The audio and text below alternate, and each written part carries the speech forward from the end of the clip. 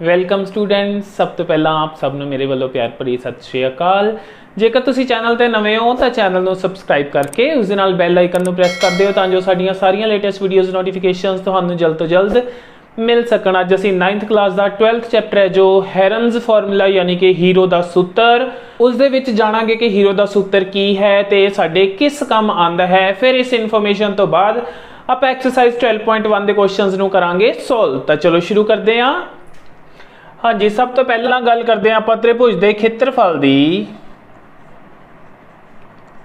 त्रिभुज का खेत्रफल यानी कि एरिया ऑफ ट्रायंगल। हाँ जी, लोअर क्लासेस दे विच तुसी फॉर्मूला कर चुके हो कि किसी त्रिभुज जिस दा आधार आपां नूं पता होवे ते उचाई आपां नूं पता होवे,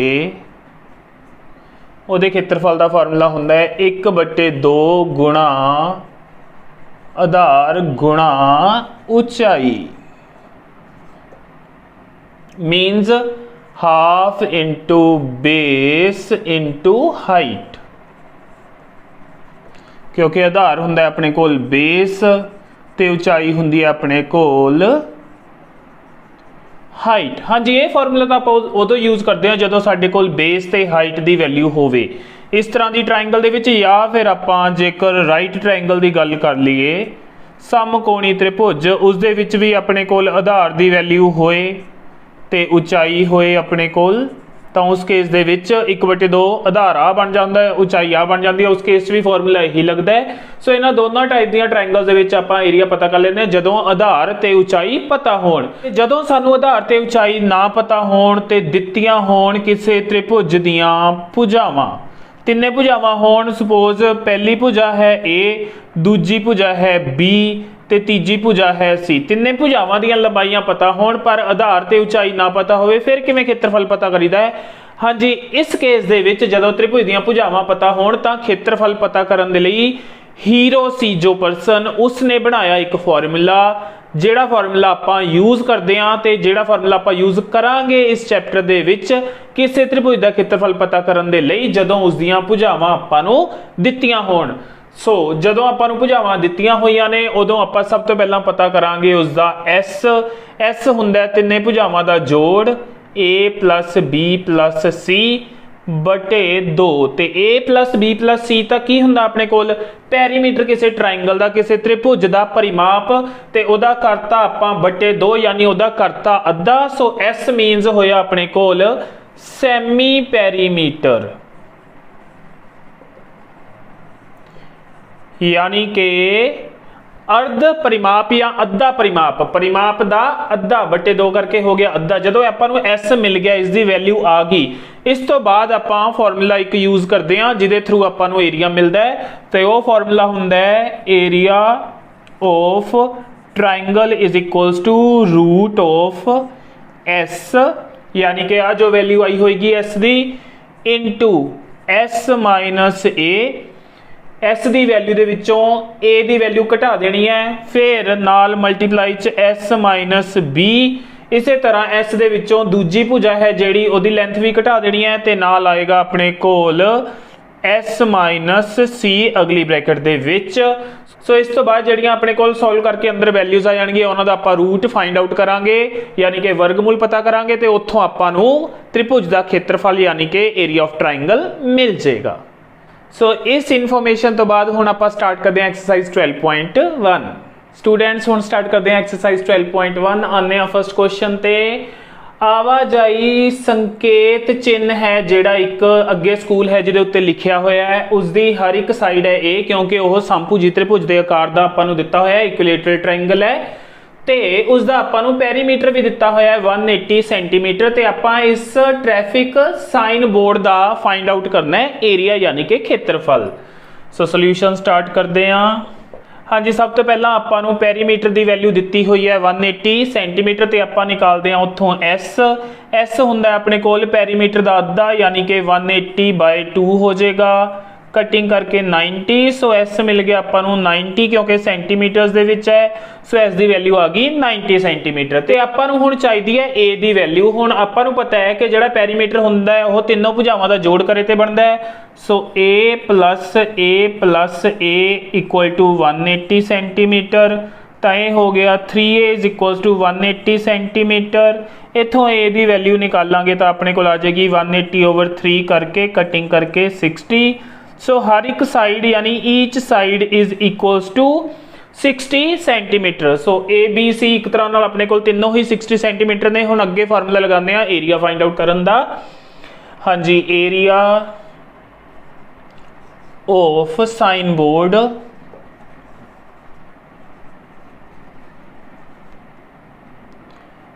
यानी कि आवाजाई संकेत बोर्ड दा खेत्रफल। हाँ जी, तो ये फॉर्मूला सी अपने कोल रूट दे अंदर S minus A S minus B S minus C। हुण अपने कोल S की वैल्यू आई हुई है 90। सो इत्थे 90 इंटू पहला 90 माइनस A। हाँ जी, अपने को हर एक साइड 60 है। सो ABC तीनों वार आपां 60 ही भरांगे, यानी 90 चो 60 सबट्रैक्ट होएगा 3 बार 90 माइनस 60। सो ये 90 माइनस A। सो ये S minus A S minus B ते S माइनस C दी वैल्यूज़ बन गईयां। इहदा रूट भी है अपने कोल। फरदर ये बन जाएगा अपने कोल 90 इंटू इत्थों आ गया 30, इत्थों भी आ जाएगा 30 तो इत्थों भी आ जाएगा अपने कोल 30। हाँ जी, आपां बनाने हुंदे ने पेयर पूरे। एक पेयर तो 30 का पहला ही पिया है। सो आपां उहनूं कुछ नहीं करांगे। आ 90 नूं भी आपां 30 की फॉर्म च लैके आवांगे क्योंकि एक 30 होर पिया एक्सट्रा। इत्थों ये 3 इंटू 30 हो जाएगा। एक आ 30 तो 2 30 आह अपने कोल। हुण एक पेयर 30 का आ हो गया, एक पेयर आ हो गया। सो 30 इंटू 30 आ गए बाहर तो अंदर रह गया अपने कोल एक 3। सो ये बन जाएगा 900√3 सेंटीमीटर स्क्वेयर। सो ये आ गया अपने कोल साइन बोर्ड सी जो ओदा एरिया यानी कि खेत्रफल। स्टूडेंट्स आने हैं सैकेंड क्वेश्चन ते। इहदे विच जिवें कि तुसीं डायग्राम च देख सकते हो एक फ्लाईओवर है। फ्लाईओवर दे नीचे जिहड़ा रोड है, रोड दियां दोनों साइड ते फ्लाईओवर दे हेठां 2 ट्रायंगुलर वॉल्स ने जिन्हां दे उत्ते इश्तिहार लगाउण दे लई ओह किराए ते दित्ती जांदी है किसी कंपनी नूं जगह। तां आपां देख सकते हैं कि एक जिहड़ी दीवार है उस दियां साइड्स ने 122 मीटर 120 मीटर ते 22 मीटर ते इश्तिहारां तो जिहड़ी आमदन हुंदी है वह है 5000 रुपीज़ पर मीटर स्क्वेयर। हर साल इन्नी आमदन हुंदी है। ਤਾਂ ਜੇਕਰ ਕੋਈ ਕੰਪਨੀ ਇਸ ਦੀਵਾਰ ਨੂੰ ਕਿਰਾਏ ਤੇ ਲੈਂਦੀ ਹੈ ਐਡਵਰਟਾਈਜ਼ਮੈਂਟਸ ਦੇ ਲਈ ਯਾਨੀ ਕਿ ਇਸ਼ਤਿਹਾਰਾਂ ਦੇ ਲਈ, ਤਾਂ ਉਹਨੂੰ 3 ਮਹੀਨੇ ਦੇ ਕਿੰਨੇ ਰੁਪਏ ਦੇਣੇ ਪੈਣਗੇ, ਇਹ ਆਪਣਾ ਕੁਐਸਚਨ ਹੈ। ਤਾਂ ਕਰਦੇ ਹਾਂ ਸਟਾਰਟ।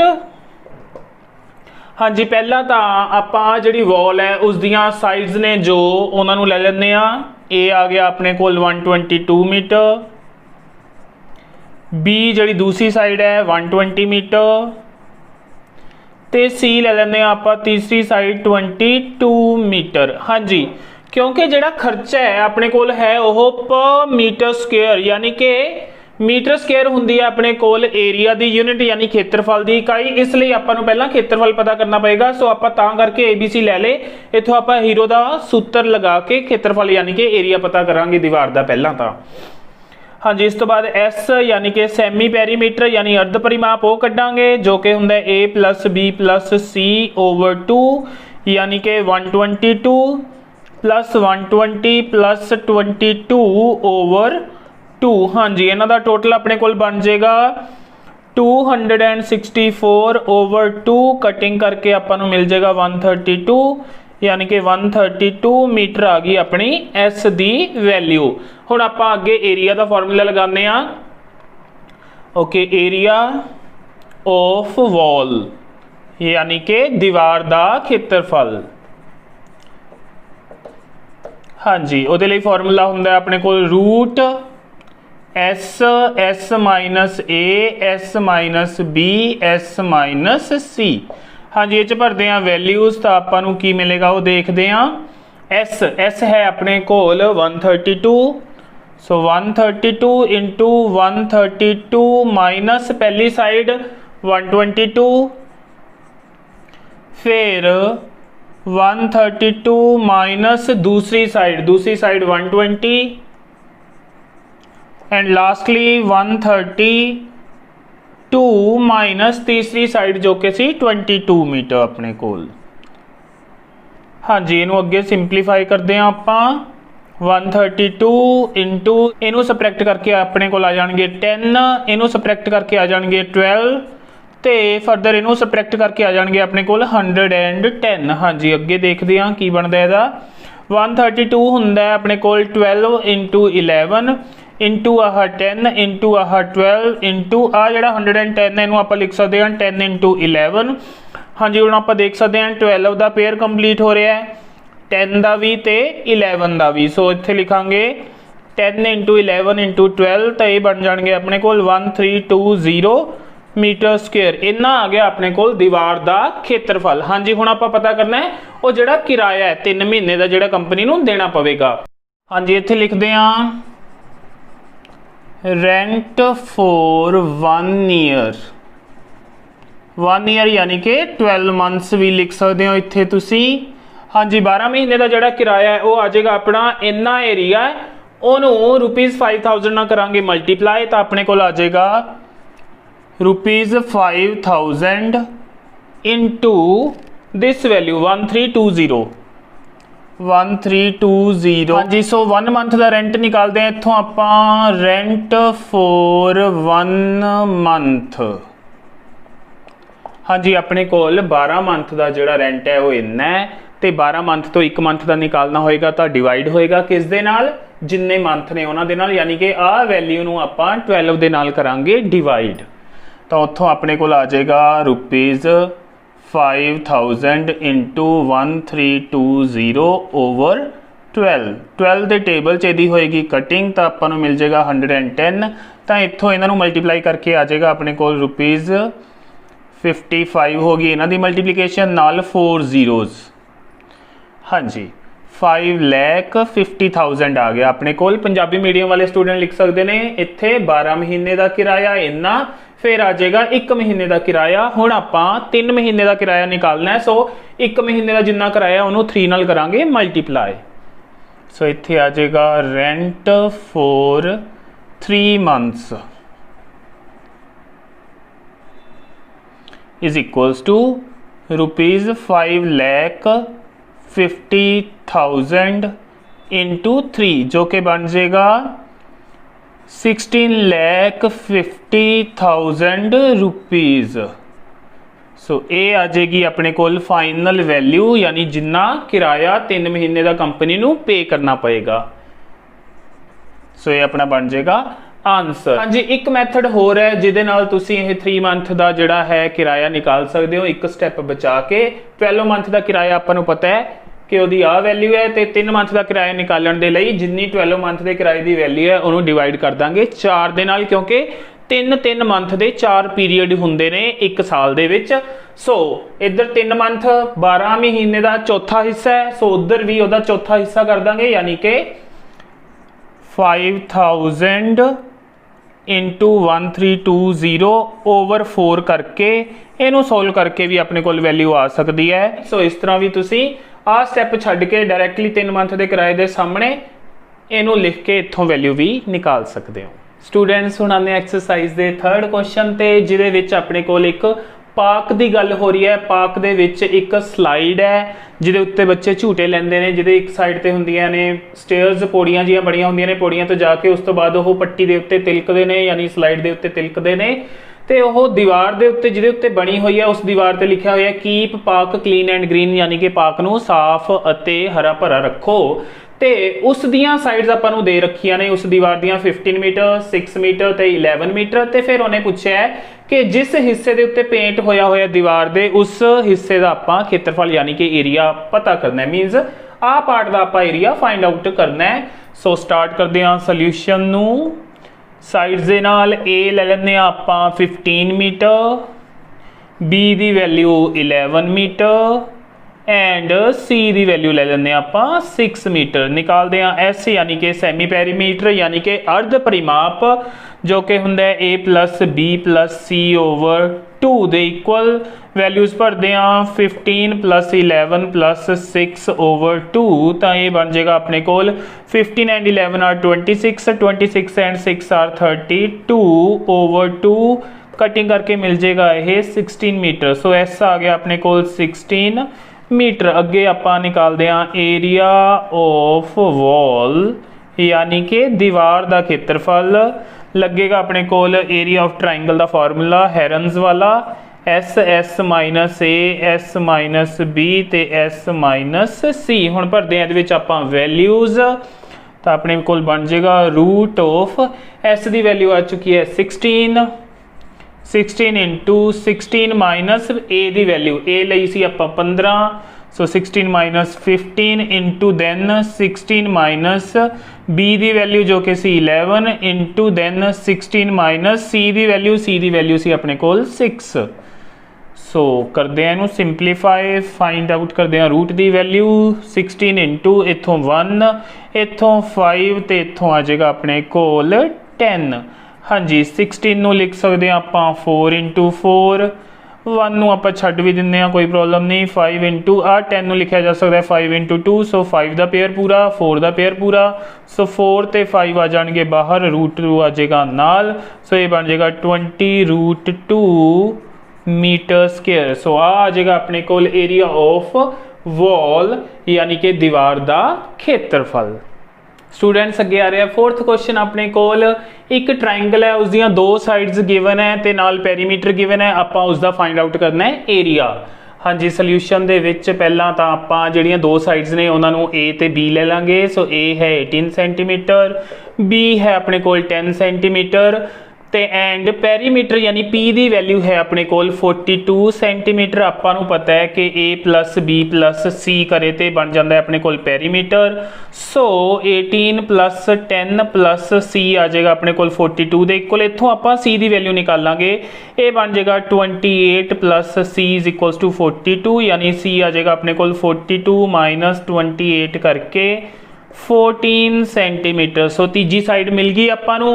हुण आपां निकालते हैं एस ते एस का तो आपां नूं पता है कि वो हुंदा है ए प्लस बी प्लस सी ओवर 2 तो इत्थे ए प्लस बी प्लस सी डायरैक्टली आपां 42 यूज़ कर सकते हैं क्योंकि पेरीमीटर की वैल्यू है अपने कोल 42 ओवर 2 करके 21 एस की वैल्यू आ गई अपने कोल 21 तो सारा सेंटीमीटर्स दे विच है सो ये भी सेंटीमीटर च आ जाएगा। अगे एरिया ऑफ ट्राइंगल यानी त्रिभुज दा खेत्रफल। हाँ जी वह formula root of S S minus A S minus B and S minus C भरदे हैं वैल्यूज़ तो अपने को आ जाएगा 21 इंटू 21 माइनस ए जो कि है 18 देन 21 माइनस बी जो कि है 10 एंड लास्टली 21 माइनस 14 जो कि सी की वैल्यू अपने कोल। हाँ जी हुण अगे सॉल्व करते हैं इनू 21 इंटू ये सबट्रैक्ट करके 3 इनू सबट्रैक्ट करके 11 तो इनू सबट्रैक्ट करके आपां नूं मिल जाएंगे 7। हाँ जी इनू अगे जिहड़ा 21 है इनू 3 इंटू 7 च स्प्लिट कर लेंदे आ 3 है आ 11 है आ 7 है 3 का पेयर कंप्लीट हो रहा है 7 का पेयर कंप्लीट हो रहा है इन्हों कढ़ लेंगे आप रूट तो बाहर 3 ते 7 आ जाएंगे बाहर अंदर की रह जाएगा अपने कोल 11 जो कि कला सी अंदर।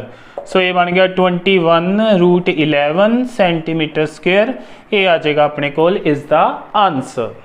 स्टूडेंट्स अगे अपने को आ रहा है फिफ्थ क्वेश्चन जिहदे अपने कोल ट्राइंगल दियां साइड्स की रेशो दी हुई है अनुपात दिता होया ते पेरीमीटर यानी कि परिमाप भी दिता होया है उतों आप इहदा निकालना है एरिया क्योंकि अपने को साइड्स की रेशो है उतों आप साइड्स एज्यूम कर लांगे।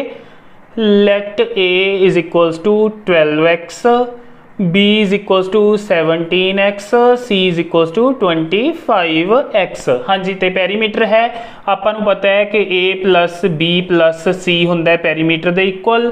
सो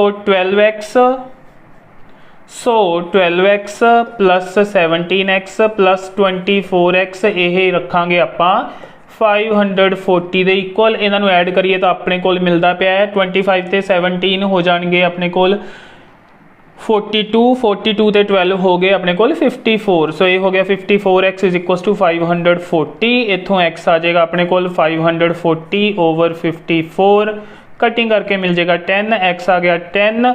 ਸੋ ए बी सी ਦੀਆਂ ਵੈਲਿਊਜ਼ ਨਿਕਾਲ ਲੈਂਦੇ ਹਾਂ। ਹੁਣ ਆਪਾਂ a ਆ ਜਾਏਗੀ 12 ਇੰਟੂ ਵੈਲਿਊ ਆਫ x ਜੋ ਕਿ ਹੈ 10, ਤਾਂ ਇਹ ਆ ਜਾਏਗੀ ਆਪਣੇ ਕੋਲ 120 ਸੈਂਟੀਮੀਟਰ।